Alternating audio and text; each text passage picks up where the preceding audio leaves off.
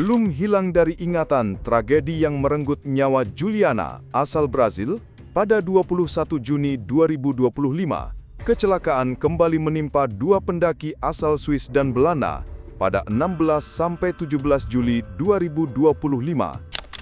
Kecelakaan beruntun terjadi di jalur pendakian Gunung Rinjani dalam 2 hari. Mereka adalah Benedict Emmenegger dari Swiss dan Sarah Tamar van Hulten asal Belanda. Beruntung dua pendaki terakhir ini selamat, namun insiden kematian Juliana akan dikenang selamanya.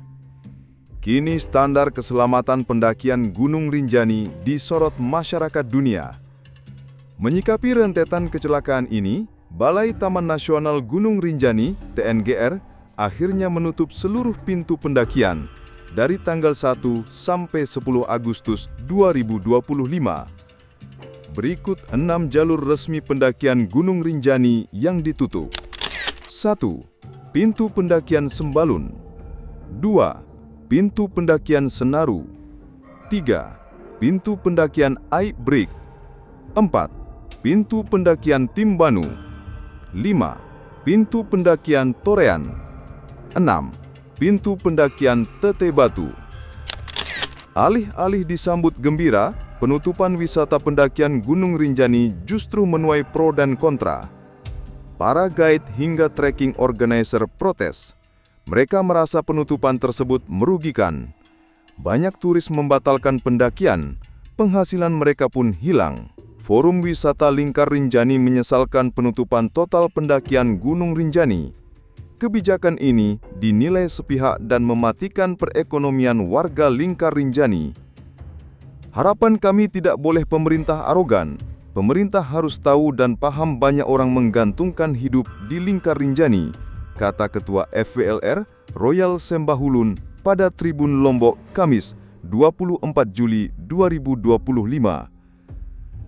Kerugian dirasakan semua pihak, mulai dari pihak transportasi, tukang ojek, hotel, penginapan, guide, dan porter. Ketika teman-teman ini merugi, siapa yang tanggung jawab? Maukah pemerintah memberikan kompensasi? Para guide menilai penutupan Rinjani menyebabkan sumber penghasilan masyarakat setempat terputus. Salah satu guide di Sembalun, Lukmanul Hakim, menceritakan dirinya harus memutar otak imbas penutupan pendakian Gunung Rinjani, terlebih memiliki 3 orang anak yang harus dihidupi. Anak paling besar sudah masuk pondok pesantren dan membutuhkan biaya pembelian perlengkapan sekolah serta bekal harian. Dia mengeluhkan pendakian Gunung Rinjani ditutup secara tiba-tiba. Dirinya belum memiliki simpanan untuk bekal selama penutupan. Lukman hanya menggantung hidupnya pada Gunung Rinjani. Jika memilih banting setir untuk tukang panggul sayur pun dinilai tidak menjanjikan. Ketua Asosiasi Trekking Organizer Sembalun, Hamka Abdul Malik, menyebut penutupan pendakian mendadak sehingga berimbas pada ekonomi masyarakat Lingkar Rinjani. Hamka menilai pemerintah lamban menangani persoalan keamanan pendakian di Gunung Rinjani. Isu itu telah lama ia suarakan. Mereka meminta perbaikan jalur pendakian Gunung Rinjani, tapi dilakukan justru saat mereka sedang banyak menerima tamu. Mereka mengaku berat menerima kebijakan dari pemerintah lantaran menunda aktivitas usaha pelaku Lingkar Rinjani. Keselamatan pendaki jadi prioritas. Meski mendapat protes dari pelaku wisata, Balai TNGR tetap teguh pada kebijakannya. Penutupan semua jalur pendakian tidak bisa ditawar-tawar. Selaku pengelola Taman Nasional, keselamatan pengunjung menjadi prioritas nomor 1. Yarman, Kepala Balai TNGR, menegaskan penutupan menyeluruh dilakukan sementara waktu. Penutupan ini bagian dari respon cepat pengelola atas banyaknya insiden kecelakaan pendaki. Selain melakukan perbaikan fisik, mereka juga akan mengevaluasi SOP pendakian. Selama masa penutupan, penambahan infrastruktur pendakian akan dikebut, di antaranya pembangunan shelter dan pengadaan peralatan evakuasi atau rescue di setiap titik shelter. Selain perbaikan infrastruktur, mereka juga melakukan forum group discussion atau FGD bersama berbagai pihak, termasuk masyarakat, stakeholder, dan mitra BTNGR. Pertemuan itu membahas strategi peningkatan mutu pelayanan dan menjadikan Gunung Rinjani sebagai destinasi wisata kelas dunia. Selain itu, TNGR juga tengah melakukan kajian terhadap standar operasional prosedur pendakian, khususnya dalam aspek evakuasi dan penanganan darurat. Mereka akan menambahkan shelter emergency atau tempat penampungan darurat. Shelter emergency rencananya dibangun di 3 titik, antara lain di Pelawangan Segara Anak hingga dengan letter E. Shelter-shelter ini nantinya akan dilengkapi peralatan yang memadai agar mempermudah pertolongan pertama oleh petugas, seperti harness atau tali pengaman, karabiner, dan katrol, dan lain sebagainya. Jalur pendakian dipasangi tangga. Sementara itu, proses perbaikan jalur pendakian kini terus dilakukan. Jalur pendakian Pelawanan Sembalun menuju Danau Segara Anak di Gunung Rinjani menjadi fokus utama perbaikan. Sebanyak 12 titik rawan telah diidentifikasi.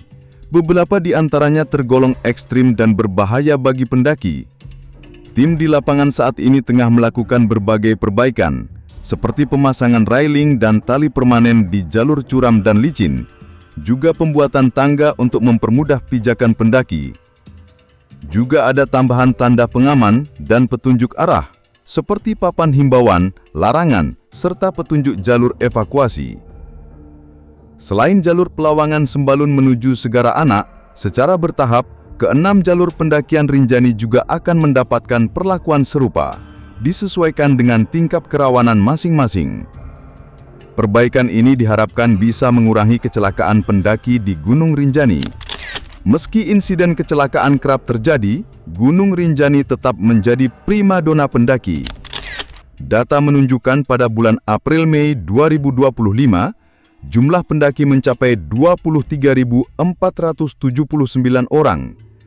Sebagian besar merupakan pendaki asing, 11.967 orang atau 50,97%. Sementara 11.512 atau 49,03% merupakan pendaki lokal Indonesia. Dari aktivitas wisata pendakian dan non-pendakian, Taman Nasional Gunung Rinjani menyumbang penerimaan negara bukan pajak sebesar 6,5 miliar rupiah lebih.